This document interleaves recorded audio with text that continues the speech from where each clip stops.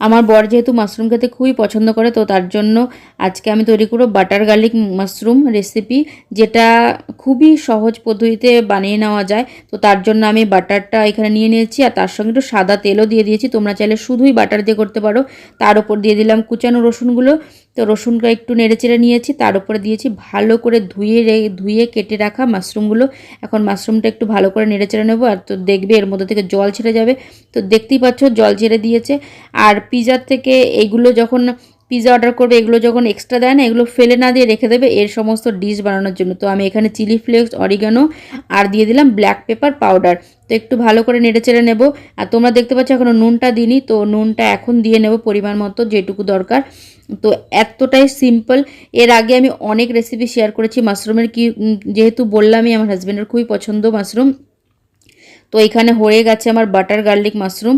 আর দেখতেই পেলে কতটা মানে সিম্পলভাবে করলাম, আর একদমই কম সময়ের মধ্যে হয়ে যায় এটা। আর ধনেপাতা দিয়ে এখন নামিয়ে ফেললাম। তো কেমন হয়েছে জানিয়ে কিন্তু